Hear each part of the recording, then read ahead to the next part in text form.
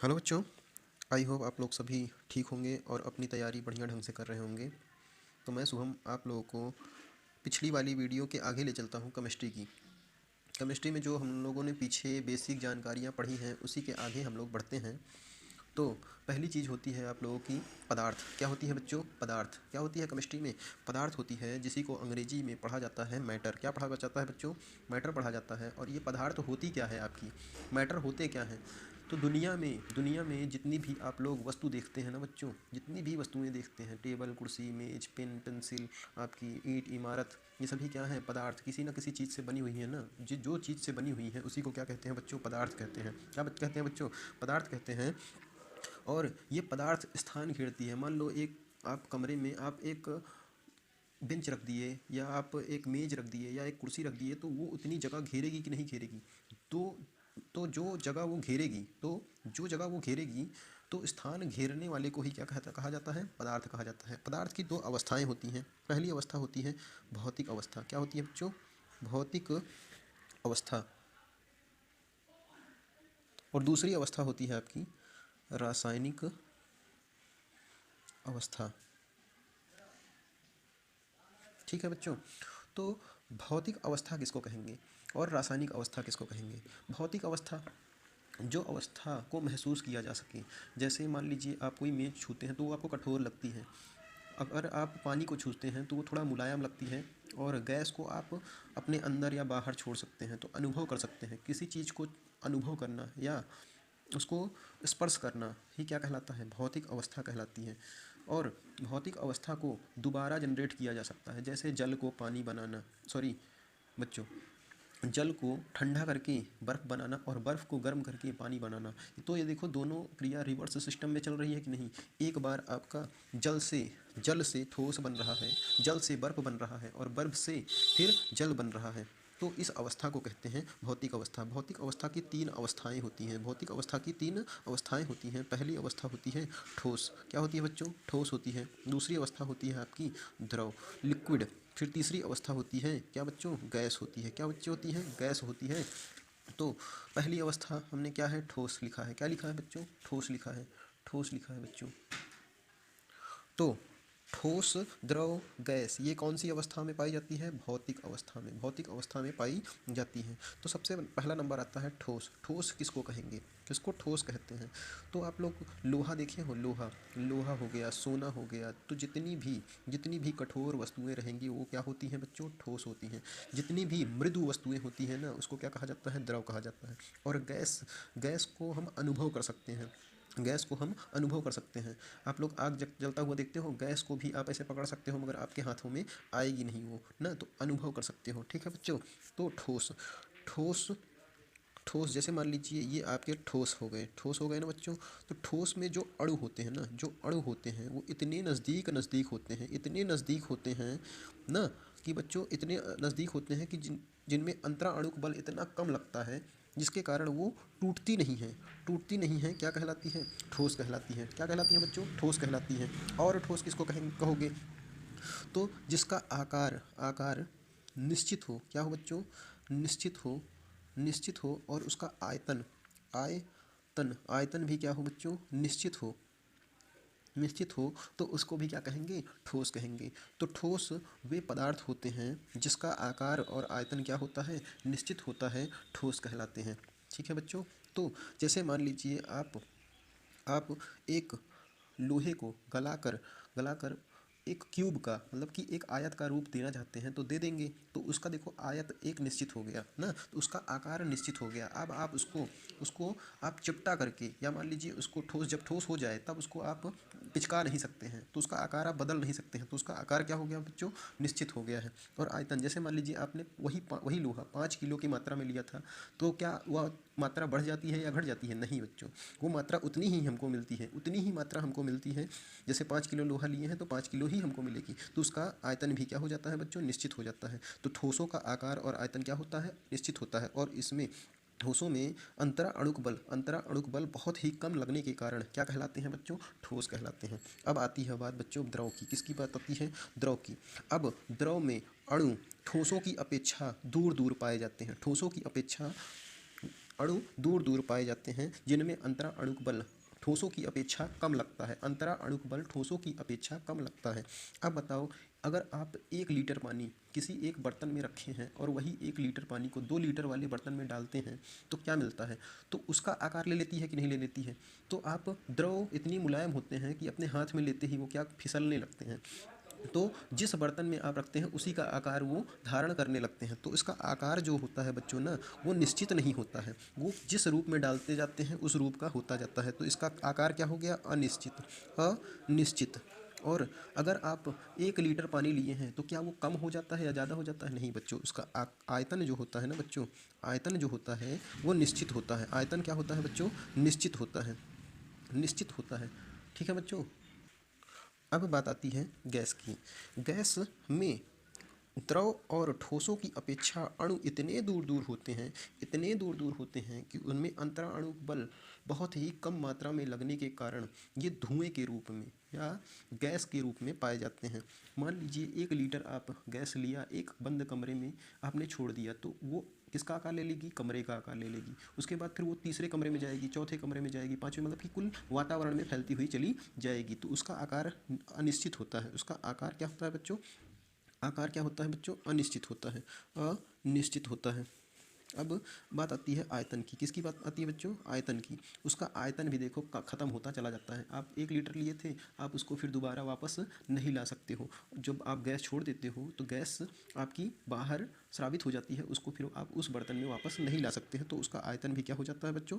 अनिश्चित हो जाता है। अनिश्चित हो जाता है। ठीक है बच्चों, समझ में आया?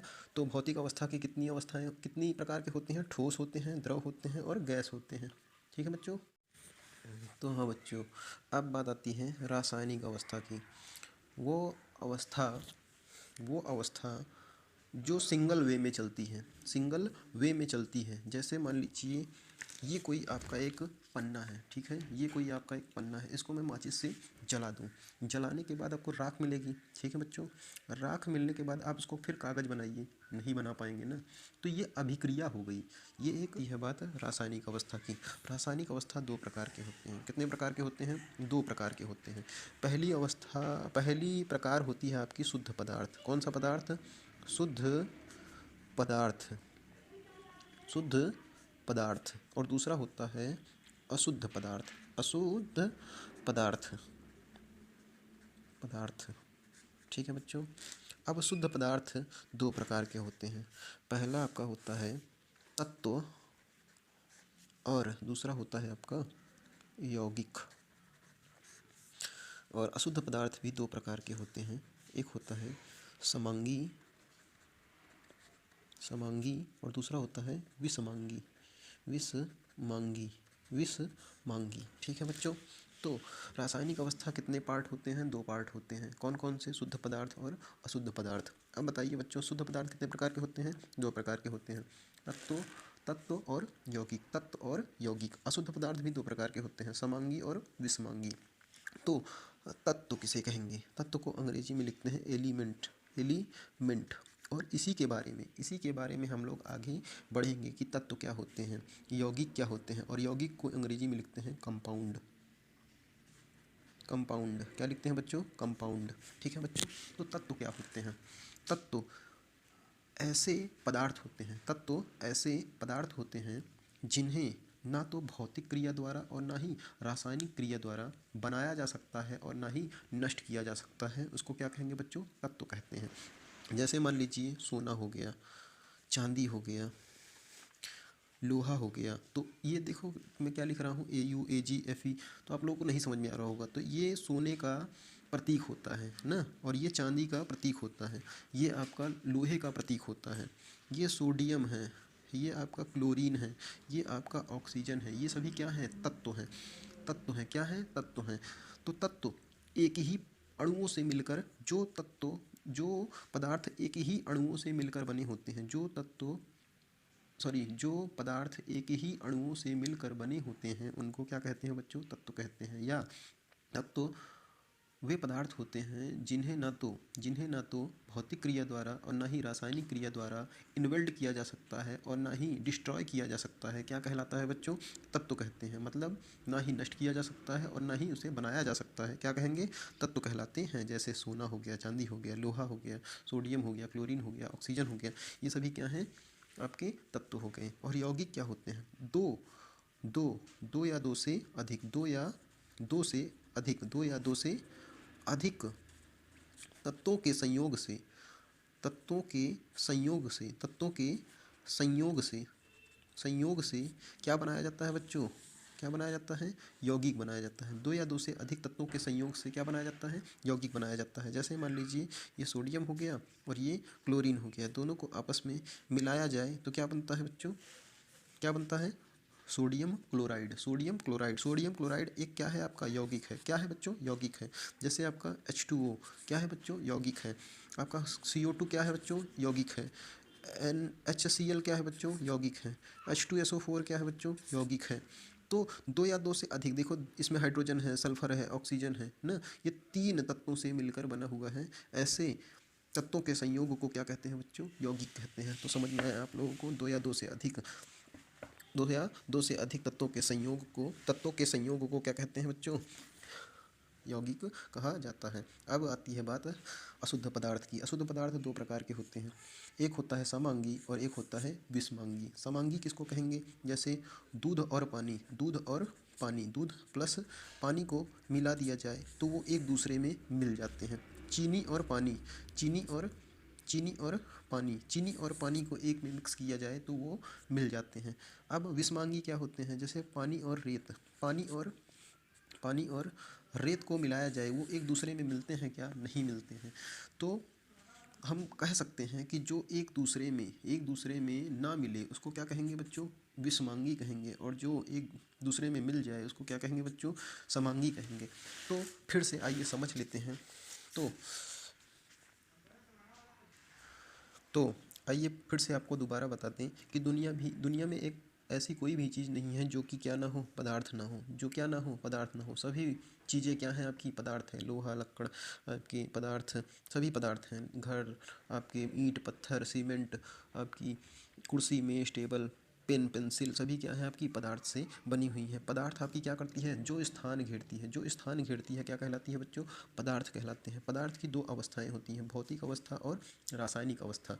भौतिक अवस्था तीन पार्ट होते हैं, ठोस, द्रव, गैस। ठोस में अणु इतने पास पास होते हैं, इस पास पास होने के कारण इनमें अंतरा अणु बल इतना मजबूत होता है कि यह टूटने का नाम नहीं लेते हैं। जो टूटने का नाम ना ले या कठोर हो क्या कहलाते हैं? ठोस कहलाते हैं। ठोसों में आकार निश्चित होता है और आयतन भी निश्चित होता है। द्रव में अणु ठोसों की अपेक्षा थोड़ा दूर पाए जाते हैं, जिससे यह मृद रूप में पाया जाता है। तो इसमें आकार अनिश्चित और आयतन निश्चित होता है। क्या कहलाते हैं बच्चों? द्रव कहलाते हैं। अब गैस आती है बात गैस की। गैस में द्रव और ठोस की अपेक्षा अणु इतने दूर दूर होते हैं कि यह एक दूसरे से चिपक नहीं पाते हैं, जिनके कारण यह गैस के रूप में पाए जाते हैं और इनका आकार अनिश्चित होता है और आयतन भी अनिश्चित होता है। अब बात आती है रासायनिक अवस्था की। रासायनिक अवस्था के दो पार्ट पाए जाते हैं, एक पाया जाता है शुद्ध पदार्थ और दूसरा पाया जाता है अशुद्ध पदार्थ। अब शुद्ध पदार्थ दो प्रकार के होते हैं, तत्व और यौगिक। वे तत्व जो एक ही अणुओं से मिलकर बना हो क्या कहलाता है? तत्व कहलाता है। जो एक ही अणु से मिलकर बना हो तत्व कहलाता है। और तत्व को ना तो बनाया जा सकता है और ना ही नष्ट किया जा सकता है। क्या कहलाता है? जैसे आपका सोडियम हो गया, क्लोरीन हो गया, ऑक्सीजन हो गया, सोना हो गया, चांदी हो गया, आयरन हो गया। तो ये सभी क्या हैं? आपके तत्व हैं। तो अब आती है बात यौगिकों की। तो दो या दो से अधिक तत्वों के संयोग को क्या कहते हैं बच्चों? यौगिक कहते हैं। जैसे कार्बन और ऑक्सीजन मिलकर कार्बन डाइऑक्साइड, हाइड्रोजन और ऑक्सीजन मिलकर आपके जल बनाता है, हाइड्रोजन और क्लोरीन बना के हाइड्रोक्लोरिक अम्ल बनाता है, हाइड्रोजन सल्फर और ऑक्सीजन मिलकर सल्फ्यूरिक अम्ल बनाते हैं, सोडियम और क्लोरीन मिलकर सोडियम क्लोराइड बनाता है। तो ये सभी क्या है? आपकी यौगिक हैं। अब बात आती है अशुद्ध पदार्थ की। अशुद्ध पदार्थ दो प्रकार के होते हैं, एक होता है समांगी और दूसरा होता है विषमांगी। जो एक दूसरे में मिल जाए जैसे दूध और पानी को मिलाने पर एक दूसरे में मिल जाते हैं, समांगी कहलाते हैं। और चीनी और पानी को भी मिलाया जाता है तो एक दूसरे में मिल जाते हैं, क्या कहलाते हैं? सम समांगी अशुद्ध पदार्थ कहलाते हैं। अब दूसरा बात आती है विषमांगी की। जैसे पानी और रेत को मिलाया जाए तो एक दूसरे में नहीं मिलते हैं, विषमांगी कहलाता है। तो बच्चों, आई होप आप लोग सभी को समझ में आया होगा। तो अगली वीडियो देखने के लिए मार्ट्स ऐप पर क्लिक करें और रसायन। तो आई होप बच्चों आप लोगों को समझ में आया होगा। वीडियो अच्छी लगी होगी तो लाइक करिएगा, शेयर करिएगा और सब्सक्राइब करना ना भूलिएगा, जिससे हम लोग आप लोगों के लिए और अच्छी वीडियो बना सकें, जिससे आप लोगों का भविष्य उज्जवल हो। तो धन्यवाद भैया, धन्यवाद।